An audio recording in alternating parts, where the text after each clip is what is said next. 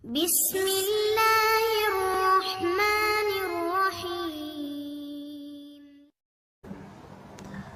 Tidaklah akan disiksa masuk neraka orang-orang yang pernah menangis karena takut kepada Allah.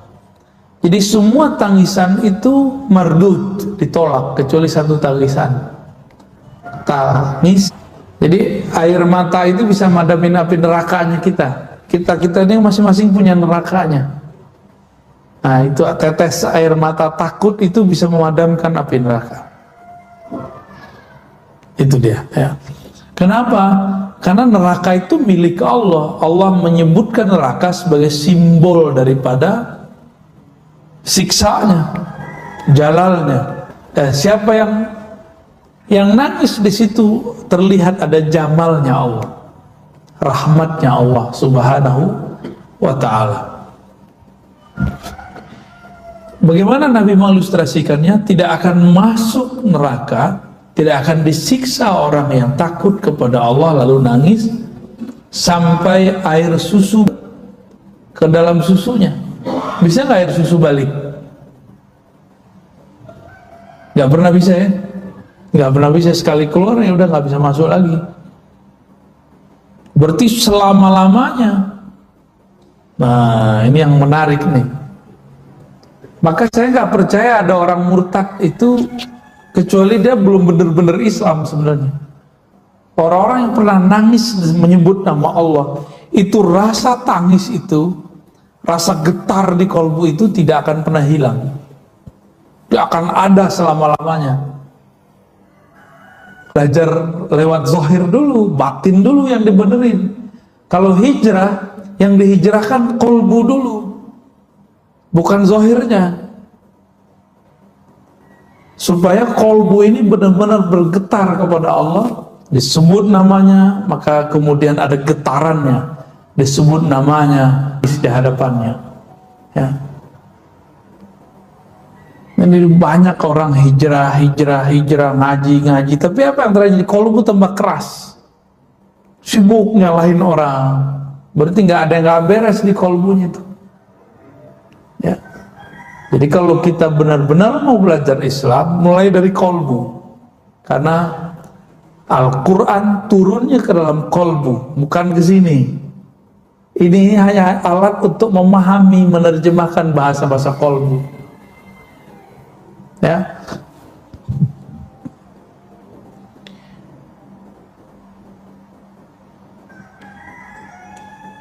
Dalam riwayat Imam Tabrani disebutkan, idza qsha'arra jasadul 'abdi tahatat anhu dhunubuhu kama yatahatat 'anil syajaratil yabisah waraquha. Apa indikator? Ini indikator membaca tubuh. Tubuh ini menerjemahkan kolbu. Kita kalau istighfar, doa, muhasabah, sholawat, zikir, lalu ada merinding. Pernah merinding nggak kalau berzikir? Atau merinding di saat ada ta'lim yang membuat kita ingat kepada Allah? Jika antum merasakan itu, maka pada saat itu tahatat zunubuh, dosa-dosanya gugur seperti gugurnya daun-daun di musim gugur. Di Indonesia nggak ada musim gugur, ya. Tapi karena ada beberapa pohon seperti pohon kapas, dia gugur di musim tertentu. Coba perhatikan dia, ketika kolbu ini bergetar, tubuh ini kemudian merinding, bulu roma kita merinding menyebut nama Allah, merinding mendengarkan kalam-kalam Allah, kalam-kalam Rasulullah, kalam-kalam ulama, aulia-aulia Allah. Itu merindingnya membuat kita diampuni, ya. Nah, itu indikatornya. Antum baca sholawat, ada perasaan merinding nggak? Gitu. Itu lagi dijawab tuh sholawatnya sama Rasulullah Sallallahu Alaihi Wasallam, ya. Karena kebanyakan orang nggak merasakan, ya. Walakin la tash'urun, tapi kamu tidak mengetahui, tidak merasakan. Tash'ur dari syar, bulu roma, tapi kamu bulu romamu tidak merasakan hadirnya para aulia, hadirnya para syuhada yang sudah wafat. Jika para aulia, para syuhada masih hidup di alam lain, nabi yang membuat syuhada itu mulia, aulia yang karena nabilah mereka menjadi wali, kira-kira lebih aula ayyakuna hayyan, lebih utama hidup, ya, lebih. Bismillah.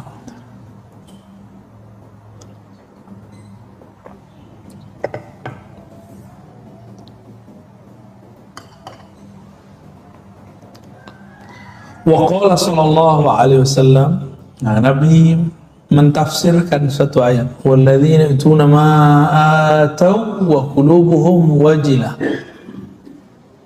Orang-orang yang memberikan apa yang mereka berikan dan kolbunya penuh dengan rasa wajlah, rasa takut. Ay khaifah alla yuqbala minhum a'malul birr. Jadi kita nih ciri-ciri indikator kalau kita sudah ada masuk nih rasa takut ke kolbu, kita beramal, memberi sedekahkah, berzikirkah, sholat, lalu ada perasaan khawatir nih nggak diterima, merasa nggak pantas diterima, itu masuk semua tuh ke bab khauf. Kalau indikator ini sudah ada, berarti sudah mulai bagus kolbunya, ya. Kana an-nas ya'uduna Dawuda wa yazunnuna annahu marid wa lam yakun bihi illa shiddatul khauf min rabbih. Jadi ada satu riwayat, ya, bahwa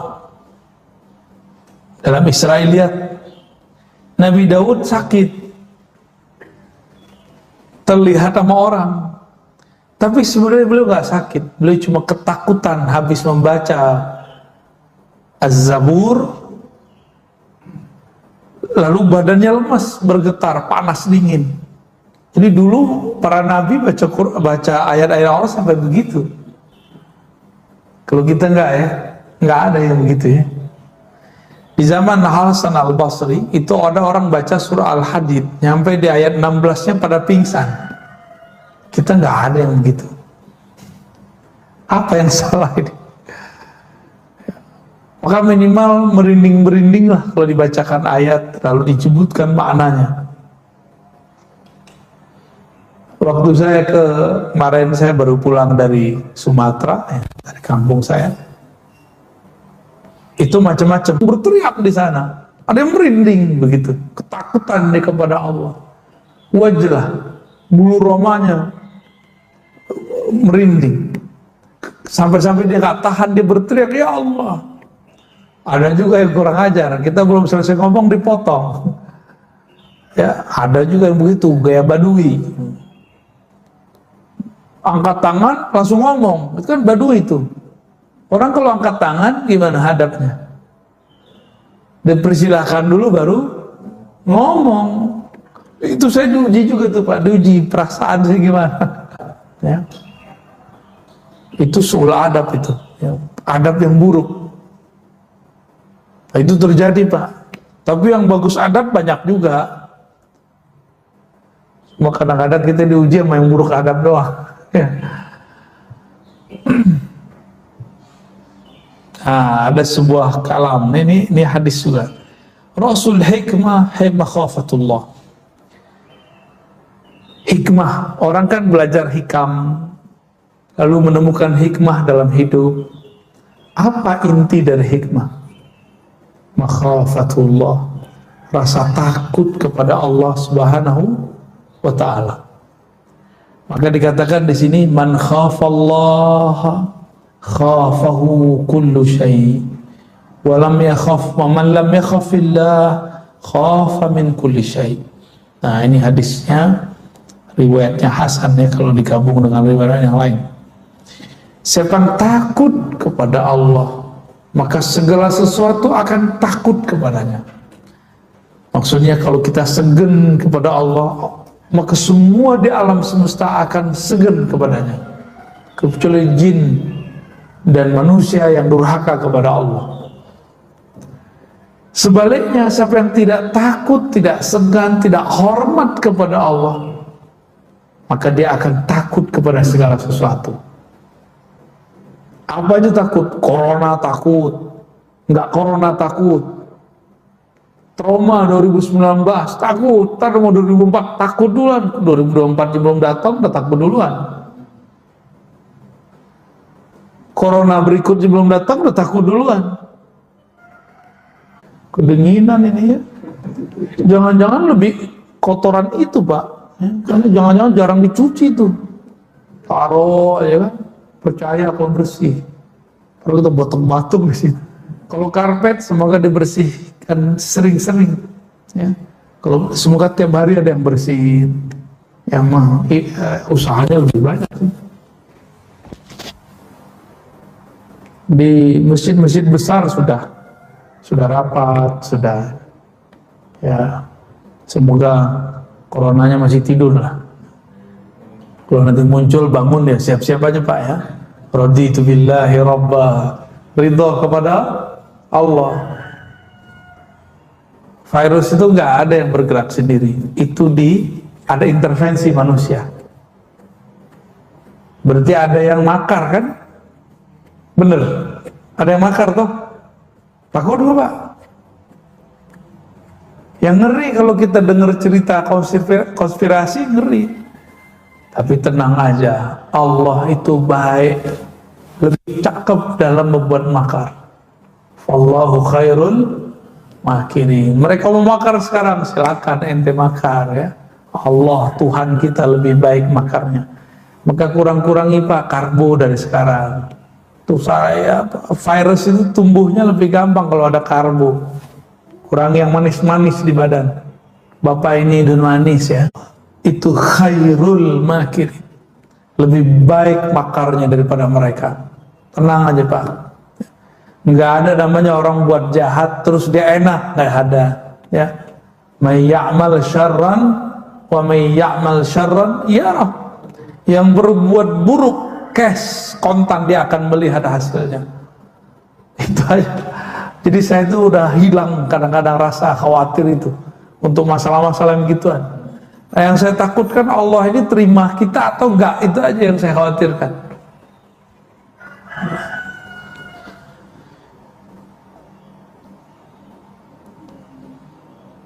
Semoga nanti yang berwenang mengumumkan nggak wajib pakai masker, lebih enak lagi Pak ya. Masker lumayan mahal Pak, udah kaya tuh tuan-tuan masker tuh ya. Bisnis masker udah luar biasa tuh. Allah Subhanahu wa Ta'ala tidak akan pernah menjadikan kolbu kita ini ada dua ketakutan, rasa takut kepada A dan takut juga kepada B, nggak ada ya, pasti kepada salah satunya. Makanya dalam Al-Quran dikatakan Allah tidaklah menjadikan manusia itu dua kolbu. Kolbu kita satu. Maka rasa takutnya cuma satu. Takut kepada Allah, takut kepada Allah aja. Kita ngomong begini bukan berarti kita nggak waspada terhadap corona. Kepada corona bukan khauf tapi waspada. Bisa bedain? Kita tidak takut corona tapi kita waspada kepada corona. Kepada Allah takut. Bisa bedain? Jangan konyol juga bilang gak usah takut kepada corona, gak usah waspada, itu konyol juga tuh. Mengada buktinya orang meninggal kok ya. Kalau antum gak percaya, gak masalah, buktinya ada ya. Semuanya ada. Jadi kita nggak usah terlalu kemakan teori-teori yang aneh-aneh juga.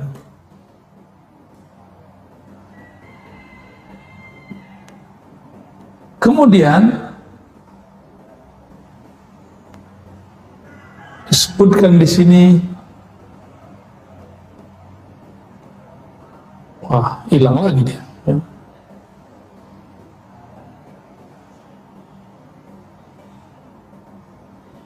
Rasa takut ini muncul kalau orang biasanya maksiat, udah itu aja. Rasa takut muncul kalau orang maksiat. Maka kalau antum ceramah, kalau antum nangis tuh kita curiga, jangan-jangan ingat maksiat nih. Tapi nggak usah khawatir, bagus, itu bagus. Nah, apa kata Allah Ta'ala? Wa izzati wa jalali la ja'al man amana bi sa'min layla wa nahar kaman la yu'min bi nafsi biyadi law akhta'tum hatta tamla khatayakum ma baina as-sama'i wal ard summa astaghfartumullaha la ghafarakum. Dan demi jiwaku yang ada dalam genggamannya, ya, seandainya lalu kalian minta ampun, Allah ampuni. Gampang tuh. Berarti Allah kasih harapan nggak? Kalau Allah kasih harapan, Allah kasih harapan. Maka disebut roja. Ya. Itu kenapa ada suara saya lagi tuh Pak? Ya, kecilin aja Pak.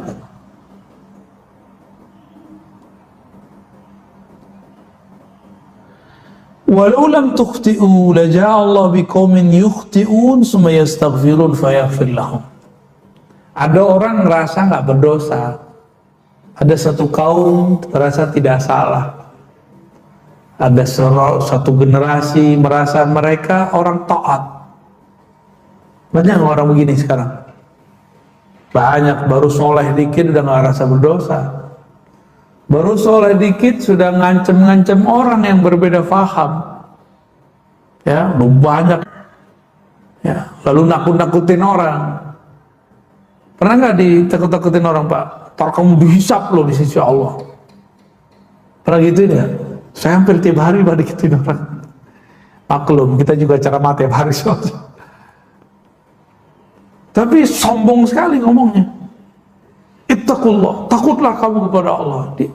Semoga kamu dapat hidayah. Gitu. Dia lupa mendoakan dirinya sendiri. Ya kalau saya amin aja, amin. Ya. Taruh hati-hati kamu dihisap, ya itu urusan saya ntar dihisap, itu urusan ente, ya. Gak usah ngancem-ngancem kita dengan kata hisap, ente aja selamatin dulu dirinya. Jadi kita ini kalau beda paham sama orang, gak usah bilang ntar kita lihat aja deh, ntar ente dihisap, gak usah ngancem-ngancem gitu, ya. Kalau kita beda paham dengan orang, ya sudah beda aja. Tapi pada orang yang udah kehabisan hujjah, udah kehabisan dalil, karena nggak mangkau punya dalil, dalilnya cuma kullu bid'atin dhalalah. Ya nggak? Di luar itu dia nggak punya dalil. Kita sebutkan dalil, dia bilang nanti kamu hati-hati dihisap. Ya hisap urusan kita, nggak usah diancam-ancam. Kita sudah mempersiapkan apa yang kita buat. Jawabannya di sisi Allah Subhanahu wa Ta'ala. Insya Allah harus dipersiapkan Pak, jangan nggak dipersiapkan. Imam Bukhari itu ngajarin kita begitu, kata Imam Bukhari, tiadalah aku membuat sesuatu kecuali aku siapkan di sisi Allah Subhanahu wa Ta'ala hujahnya. Ini beliau yang ngajarin kita nih, karena semua bakal ditanya. Dan surah Ahalakumut Takatsur di akhir ayat kan jelas sekali, semua yang diberi akan ditanya. Saya dapat kopiahnya, ditanya semua nih Pak. Pertanyaannya lama ini. Ya, Bapak pakai masker itu ditanya semua itu. Baju ditanya semua, dari mana, dipakai apa, gimana cara dapatnya. Banyak pertanyaan ntar. Kita nggak usah ngancem-ngancem orang. Kita makan nggak basmalahnya dihisapnya berat. Ya. Jadi kalau antum debat dengan siapapun, jangan ancam dia dengan kata hisap, kata neraka, nggak usah. Itu hak prerogatifnya Allah Subhanahu wa Ta'ala. Ya. Kalau kamu tidak merasa berdosa, nggak apa-apa. Kata Allah, la ja'allahu biqaumin yukhti'un summa yastaghfirun fayaghfir lahum. Allah akan ganti generasi baru yang mana mereka merasa berdosa kepada Allah, lalu mereka minta ampun, lalu Allah ampuni. Jadi dosa itu rasa. Saya sudah sebutkan berkali-kali Bapak Saudara, kalau ada dosa zahir, ada dosa batin, ada dosa adab. 3 aja. Dosa zahir, dosa mata, kita semua punya. Tapi jangan masuk ke dosa yang batin. Kalau iya, tobatnya harus lebih serius. Pernahkah merasa diri lebih baik dari orang? Pernahkah merasa lebih suci dari orang lain? Pernahkah merasa lebih benar dari orang lain? Merasa benar boleh, lebih benar nggak boleh. Bisa bedain? Merasa benar boleh. Masa kita nggak boleh merasa benar? Kalau nggak, untuk apa kita beramal? Kita harus yakin juga yang kita amalin benar. Tapi merasa paling benar itu sifatnya iblis. Merasa baik boleh, merasa lebih baik daripada orang lain nggak boleh. Merasa baik berarti syukur, merasa lebih baik berarti sombong. Itu beda-beda tipis itu ya. Apabila orang-orang tidak merasa berdosa, maka Allah akan ganti generasinya. Muncullah nanti generasi baru yang mereka kolbunya lebih baik. Nah, dia nggak merasa dosa zahir, dia merasa dosa yang kedua, dosa batin. Dosa batin itu yang paling ringan tapi paling bahaya. Apa itu? Ghaflah, lalai kepada Allah Subhanahu Ta'ala. Lalai itu satu napas naik turun, ada kelalaian di situ, itu sudah berbahaya. Apa kata Allah di Quran? Wala takun minal ghafilin, jangan kamu lalai. Sempat lalai, kena larangan itu. Beriman kekasih Allah, dia merasa bermaksiat walaupun dia nggak perlu korupsi, zina, ngambil hak orang, nyakitin orang, nggak. Dia lupa, ingat Allah di kolbunya sudah disebut maksiat. Apalagi kalau dia pernah dosa zahir, itu lebih dahsyat lagi tobatnya. Dosa batin aja nih, nafasnya kosong dari menyebut nama Allah, kosong dari mengingat nama Allah, apalagi dalam sholat, itu bagi dia sudah maksiat yang besar. Apalagi dia memang maksiat secara zahir. Ada nggak kita yang nggak pernah maksiat kalau gitu? Nggak ada ya. Tapi banyak orang secara zahir dia nggak ngerasa maksiat. Imam Syahrastani pernah mengatakan, kelompok Khawarij adalah kelompok yang merasa diri mereka tidak bermaksiat secara zahir, tapi batin mereka nggak selamat. Kelompok ekstrim. Makanya mereka meneraka-nerakakan orang, mengkafir-kafirkan orang. Itu karena kolbunya kotor, tapi hafalannya. Dia menghukumi orang dengan hafalan-hafalannya. Dan ini berbahaya. Ya. Ini yang akan kita hadapi nanti. Jadi Bapak Ibu Saudara yang bukan Allah, yang kita hadapi di masa depan, itu orang-orang yang soleh secara zahir, tapi batinnya kotor. Kita merasa diri kita kotor zahir dan batin, lalu kita tobat, itulah senjatanya. Kalau nggak ada rasa itu, wah kita lewat sama mereka ya.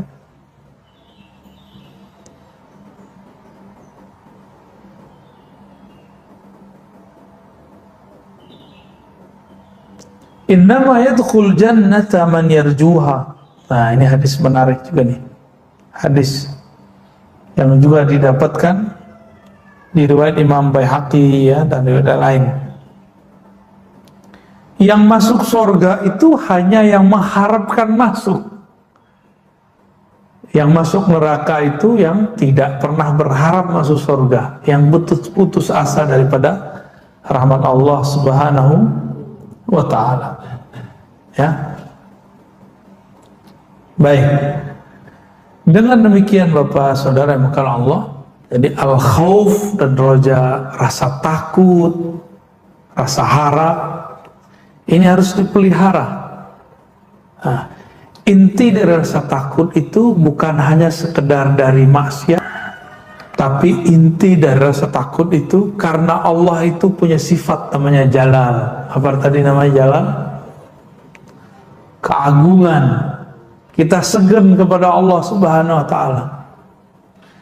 Ini ilustrasi biar gampang, Pak. Punya guru nggak dulu yang kita segani di sekolah?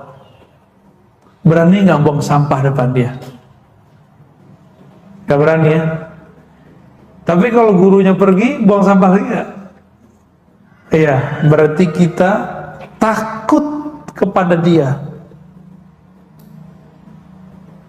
Ada guru yang kita sukai dulu di sekolah? Ada ya? Lalu dia ketika mau buang sampah, di depan dia yang buat sampah. Dia mau ambil sampah. Karena kita sayang sama dia, kita bilang, maaf Pak Guru, biar kami aja yang buang. Kita sayang. Jadi khauf dan roja ini dua kejadian rasa yang dia bercampur aduk di kolbu. Bercampur aduk di dalam kolbu. Pernah suka seseorang? Pernah ya? Khawatir nggak kalau cinta kita ditolak? Iya. Galau nggak kalau kita nggak diingat-ingat sama dia? Galau ya? Jadi kalau dia nggak kirim salam, kayaknya aneh hari itu. Atau kalau nggak ketemu dia sesaat, kayaknya aneh. Nah inilah bab yang mau saya sampaikan sebagai penutup. Al-khawf dan roja itu jika didasari kepada cinta, maka dia rasanya lebih ringan, lebih asik. Didasari apa? Cinta. Kita ini kalau nggak ketemu dengan muncul lagi bab rindu. Dalam rindu itu muncul rasa takut. Jangan-jangan gak diterima nih. Jangan-jangan dia ingat yang lain nih. Jangan-jangan perhatiannya kurang nih.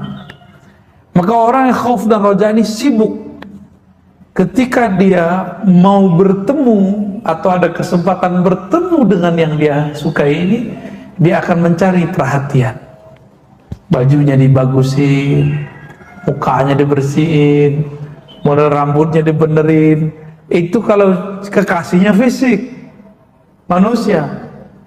Kalau yang kita cintai itu Allah, gimana? Karena Allah, mari cari perhatian Allah. Allah itu selalu merhatikan hambanya, tapi carilah perhatian rahmatnya, perhatian kasih sayangnya. Bagaimana caranya? Di kolbu ada khauf dan raja, yang sumbernya adalah cinta kepada Allah Subhanahu wa Ta'ala. Cinta indikatornya cuma satu, dawam zikri, senantiasa ingat dia, senantiasa merindukannya, takut kalau salah tingkah di depannya. Itu jadi ya. Kalau kita sudah cinta, suka memberikan kejutan nggak, hadiah. Itu untuk apa? Cari perhatian. Maka yang layak dijadikan objek untuk kita cari perhatiannya adalah Allah, sumber semua cinta. Ya. Siapa yang dicintai Allah, maka semua yang di makhluk ini, yang di alam semesta akan mencintainya. Insya Allah. Baik Bapak Saudara bukan Allah, lebih kurang itu bedah kitab Hadaikul Haqaiq ya, beberapa waktu ini. Semoga bermanfaat. Gimana Pak?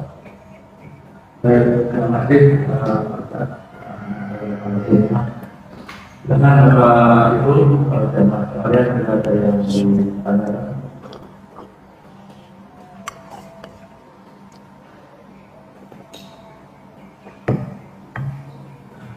Assalamualaikum warahmatullahi wabarakatuh. Assalamualaikum warahmatullahi wabarakatuh. Assalamualaikum warahmatullahi wabarakatuh. Assalamualaikum. Mohon maaf Ustaz Abia. Saya syukur dulu dari Sawangan. Mau bertanya, apakah buah dari kalau kita zikir kan hanya suara yang disebut jauh ya? Apakah ada hubungannya dengan khauf dengan roja ini? Ya. Yang kedua pertanyaan saya, mohon maaf, saya dengan bahasa Arab karena ini pribadi saya.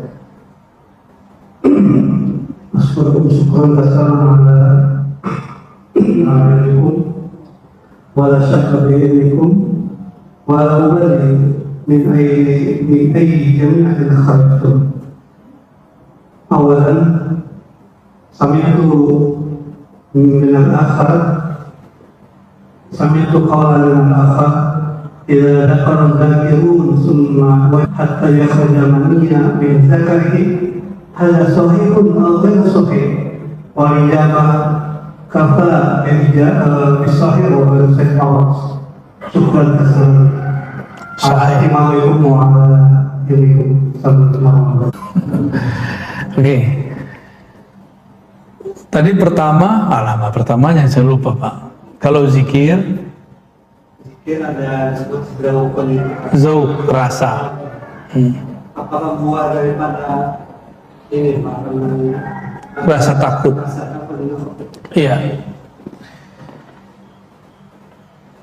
Bukan buah dari rasa takut, tapi buah dari kenal.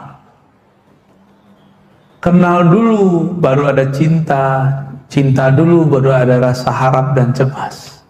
Baru ada rasa. Mungkinkah kita ada rasa dengan orang yang kita kenal? Apalagi kepada Allah. Jadi sebelum berzikir, kenalilah yang dizikirkan itu siapa. Ini kalau banyak orang di luar sana belajar zikir, tapi nggak ada efek di kolbunya, itu masalahnya cuma satu, dia tidak mengenal siapa yang disebut. Sederhana aja, ya. Kita kalau kenal siapa yang kita sebut, oh fotonya kita jaga, namanya kita jaga. Pernah nyimpen foto kekasih kan, jatuh, kita ambil nggak? Rela nggak itu foto kekasih kita injak? Enggak. Bapak kenal Muhammad, tulisan begitu, misalnya ada di tulisan jatuh, kita biarin. Kita kan tahu ini nama Nabi Muhammad, walaupun itu, tapi ini nama Nabi. Karena kenal yang punya nama, maka simbol-simbolnya kita jaga. Jadi ini mulai dari kenal dulu, ya, gitu Pak. Yang tadi kedua ada terjawab ya. Itu ahwalnya Syekh Abdul Qadir Jilani. Sahih. Ya. Sayyidina Ali begitu. Sayyidina Ali kan mengatakan kuntu rajulan mazza'an. Aku adalah seorang laki-laki yang mazza'. Kenapa? Bukan karena Fatimahnya sebenarnya, tapi karena beliau lagi ahwalnya adalah cinta kepada Allah Subhanahu wa taala. Ya, gitu Pak.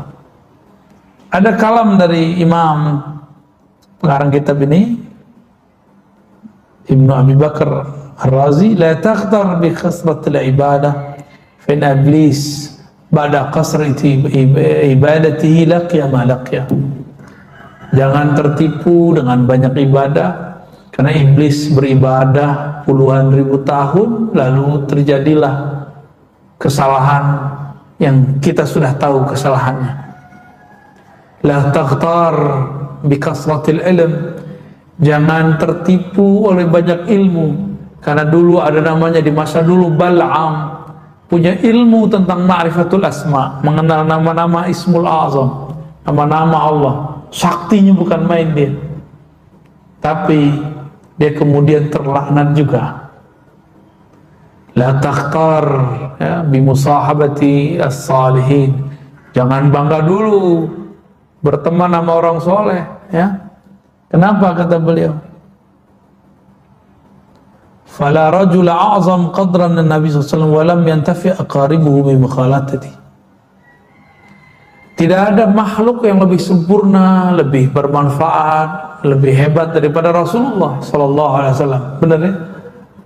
Tapi apakah kerabatnya dapat manfaat dari beliau? Abu Jahal, Abu Lahab dapat manfaat nggak? Enggak. Jadi kita dekat sama orang itu belum cukup, tapi ikut dia itu baru benar. Ya, belum cukup, tapi kita kemudian mengikuti dia, tasdik kepadanya, itu yang benar. Ya, kita dekat sama orang soleh tapi ngomongin dia. Gue mendekat, tapi kalau beramal belum. Tapi hatinya gimana? Percaya, syak atau gimana? Jika percaya, Allah terimalah percayanya. Jika tidak, ini masalahnya. Ya. Oke, barangkali itu. Lanjut, ada lagi? Apa cukup? Itu ada.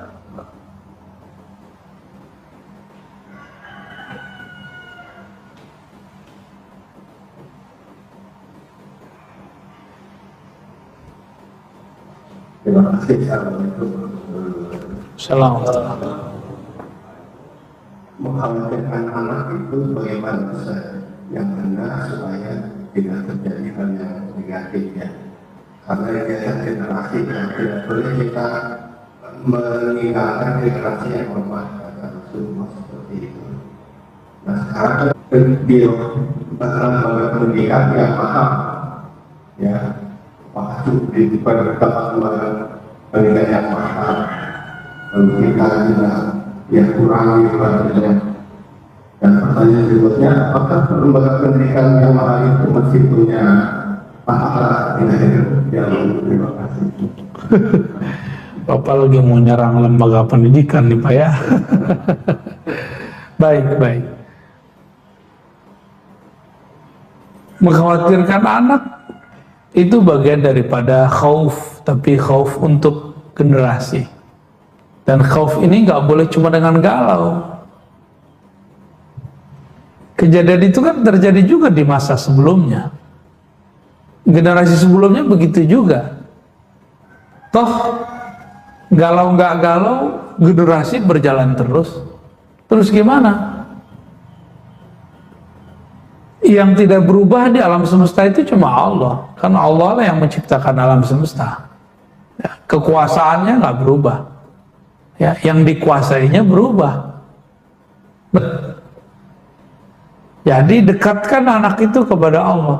Cara mendekatkan anak bukan dengan banyak sholat, Pak. Kenalkan dulu dia sembah siapa.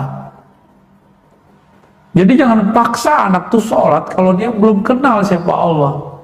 Pelan-pelan kita ajarin ya. Allah itu yang ciptain ayah, ibu, kamu.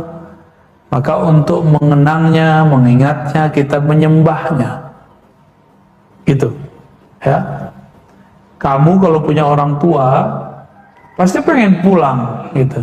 Pengen pulang ngecas itu. Sumber alam semesta itu kan Allah. Maka kalau orang ini hidup di dunia nggak kembali kepada Allah, nanti dia kayak anak nggak jelas dia mau pulang kemana. Energinya nggak ada. Jadi memikirkan pendidikan anak ini bagian dari khauf. Ya. Tadi khauf dan roja untuk diri sendiri, tapi sekarang Bapak bertanyanya untuk orang lagi itu anak kita sendiri. Wajib Pak. Tapi tidak cukup dengan rasa takut. Jangan karena rasa takut kita kemudian kita paksa anak kita ibadah sholat. Ajarin dulu dia cinta kepada yang dia sembah. Maka nanti dia nggak perlu dipaksa untuk sholat. Ya. Jadi mulai bercerita tentang Allah kepada anak-anak. Dengan cerita apa? Cerita kisah ke mereka. Nanti mereka akan tertarik sendiri untuk sholat. Lalu anak-anak itu dia nggak ngelihat omongan kita Pak, dia ngelihat kita buat apa. Jadi Bapak ini kalau jam sholatnya pergi ke masjid itu anak rekam sama dia. Nanti kita ketiduran malah anak kita yang bangunin. Coba aja itu, jadi anak itu dia merekam apa yang dibuat babehnya nih ya. Bapaknya ngapain nih? Ada orang tua ngerokok terus bilang kadangnya kamu jangan ngerokok ya, ngerokok. Itu bapak kurang ajar tuh. Itu nggak bener ngajar begitu. Kalau kita ngajar anak sholat, kita sholat duluan. Kalau kita bilang ke anak jangan ngerokok depan dia, ngerokok di luar dia. Gitu. Terus begitu. Kita ini nggak semua punya bakat mengajar. Maka kita bertanya kepada orang yang bisa mengajar. Makanya banyak orang nggak bakat ngajar anaknya, ngomong bulat gak jelas. Terus apakah orang yang membuat pendidikan yang mahal itu gak dapat pahala, itu urusan lain Pak, itu urusan kolbu dia. Bapak buat pendidikan murah, gak ikhlas, gak dapat juga. Mahal gak mahal, penjualan metode, dan itu halal. Itu halal, ya. Mau dia pesantren kayak, mau dia sekolah umum, ketika dia jual fasilitas, ini boleh naikin kos. Urusan agama kok kita murah-murahin gitu. Tapi ya, kita harus punya program juga. Jadi Bapak ini kalau ada yang bergerak di dunia pendidikan, emang middle up, harus punya CSR-nya Pak. Harus ada program untuk anak yatimnya, anak duafanya, orang-orang yang cerdas tapi kurang mujur, kurang beruntung dalam bab rezeki. Harus dicari, jangan nunggu orang datang. Kita yang nyari mereka, orang berbakat itu. Harus ada intelijen sekolah itu, kira-kira begitu. Dicari bakat orang kemana-mana. Di mana dia nyari? Kalau kita di SMP ya kita nyarinya ke SD. Kita yang nyari jemput bola. Katanya mempersiapkan generasi. Ya, kalau nunggu orang datang ya namanya nggak benar itu. Ya. Apalagi kalau di lembaga kita ada juga sosial, wah itu lebih cakep lagi. Bisa lebih banyak nanti, bisa dibuat persentase. 70% orang berada, 30%-nya orang berbakat tapi kurang beruntung secara rezeki. Semoga nanti lembaga pendidikan akan banyak begitu, amin ya. Tapi dulu kiai-kiai kita yang hebat itu mereka sekolah bukan di sekolah mewah. Kiai Mustafa Yakub, Imam Besar Istiqlal almarhum, itu bertahun-tahun makan ikan apa tuh? Ikan lele tanpa tulang. Tahu Pak? Lele yang tanpa tulang apa tuh? Terong. Daging tanpa kulit. Jengkol. Itu mereka makannya itu aja diolah. Jadi ulama besar tuh. Ya. Jadi mereka sudah biasa hidup bersahaja. Bapak kalau pergi pesantren-pesantren itu ada macam-macam pesantren. Ada yang kelasnya oke, tempat tinggalnya oke, riadoh anaknya kurang, latihan anaknya kurang. Akhirnya kurang tahan banting, jadi manja. Udah kuliahnya masih manja. Beda kalau mereka itu sudah hidup sederhana. Itu hasilnya beda. Ya. Kita nggak nyuruh anak-anak lebih baik. Ya. Itu petuah dari Imam Abdul Hasan Asy-Syadzili. Ya. Gitu ya. Cukup?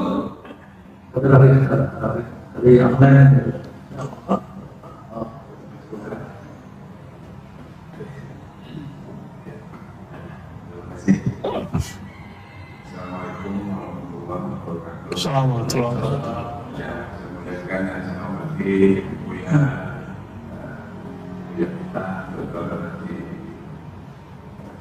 Saya ingin bertanya, sekitar tahun 1911 belajar zikir di PKL di Pasar Minggu. Oh, syukur apa? Tawakal. Tawakal. Jadi dari 2019 sampai 2004 gitu, 2006 selama problemnya itu saya setel radio Roja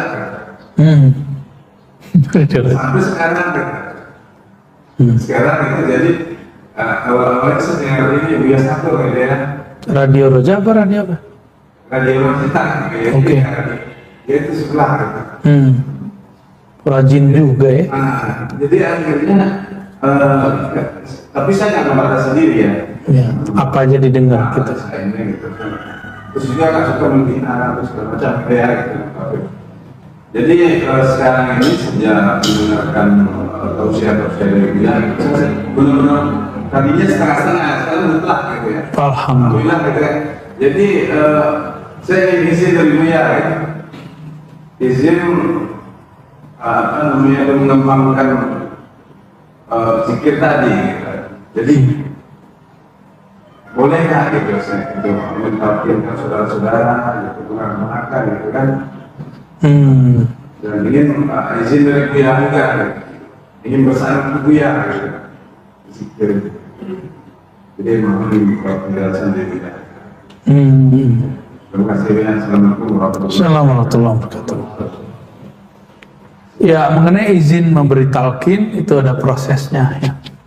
Pertama latihan zikir dulu sampai zikir itu sudah mahir, sudah jadi alam bawah sadar kita, maka energi zikir ini baru bisa itu namanya talqin. Jadi mentalkin zikir, mengajarkan zikir itu gak mudah karena dia butuh energi yang kuat. Kita mau mengurung kolbu orang ini, kita semacam apa ya, kita kurung dari semua arah biar dia nyebut nama Allah. Gimana caranya? Itu namanya talqin. Maka energinya harus dahsyat, harus kuat. Kalau untuk dapat izin talqin dari saya tidak mudah ya, karena saya termasuk yang dapatnya susah. Orang yang dapatnya mudah, dia ngasihnya mudah. Kecuali antum mencari guru lain yang dapatnya mudah, silakan. Tapi kalau lewat saya, biasanya dimulai dari zikir khafi, sebut nama Allah, ada zikir berapa macam kurikulum, sampai kemudian kepada taraf, ya ayyuhallazina amanu dzkurullaha dzikran katsira. Wahai orang beriman, berzikirlah kepada Allah sebanyak-banyaknya. Baru nggak pakai kurikulum lagi zikirnya. Jadi kurikulum itu sama kayak kita belajar Quran, pakai tajwidnya, pakai Iqra. Ada nggak Nabi ngajarin Iqra? Ada nggak Nabi ngajarin pakai metode Baghdadi, Qiraati, Tilawati? Nggak ada. Metode ini dibuat supaya orang bisa baca Quran. Kalau sudah bisa baca Quran, khatam di Quran, dia boleh ngajarin orang. Gitu.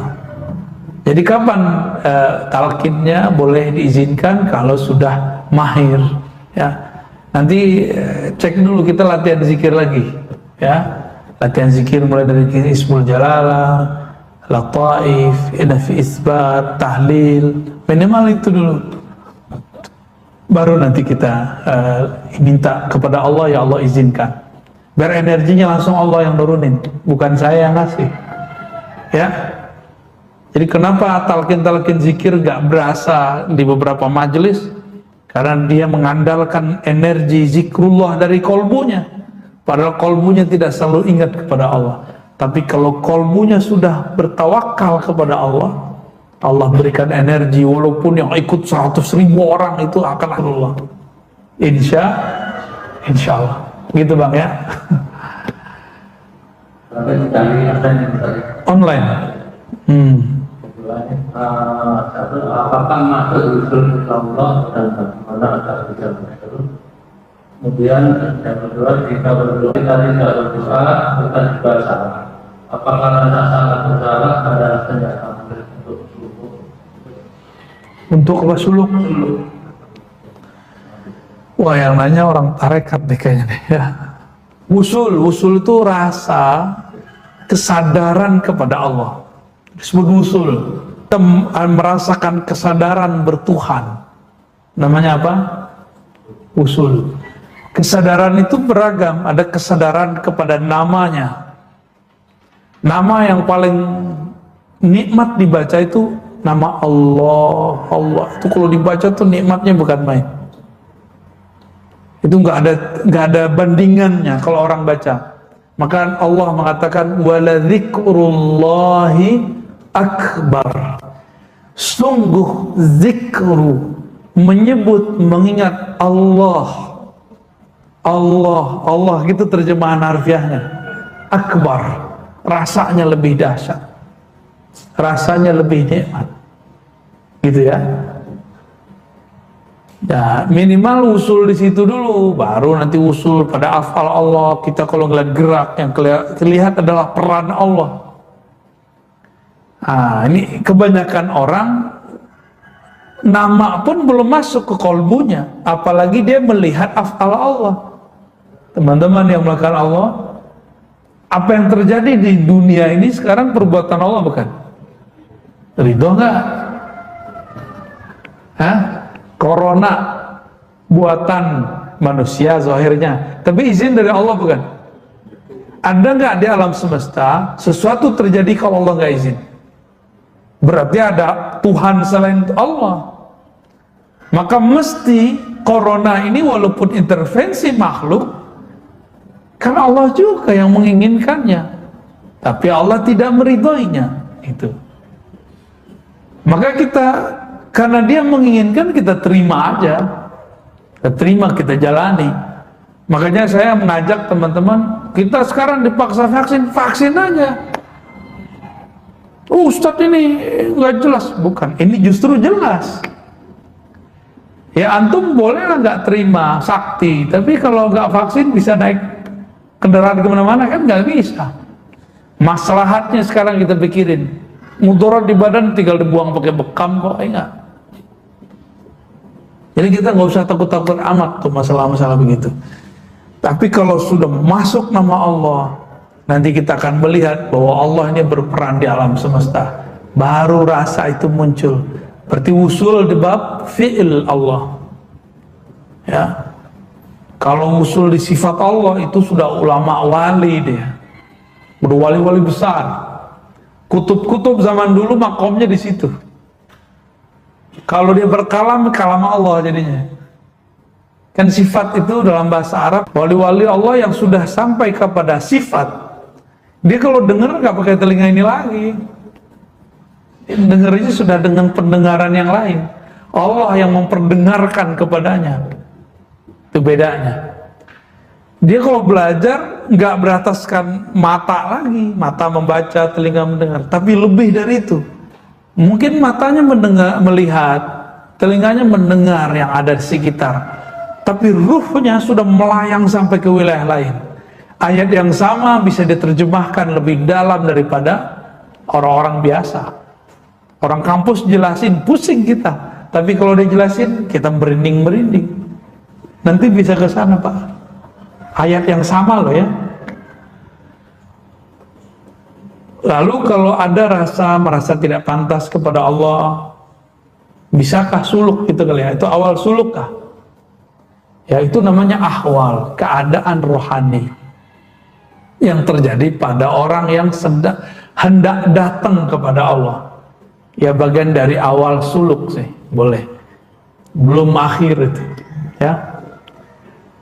Demikian lebih kurang ya. Semoga bermanfaat, semoga pagi kita diberkahi oleh Allah dengan dua hal, dengan pagi berjamaah dan pagi mengaji. Membaca kitab, mendengarkan ilmu-ilmu tentang ma'rifatullah. Semoga Allah menerima apa yang kita lakukan. Amin rabbal alamin. Sallallahu alaihi wasallam. Assalamualaikum warahmatullahi wabarakatuh.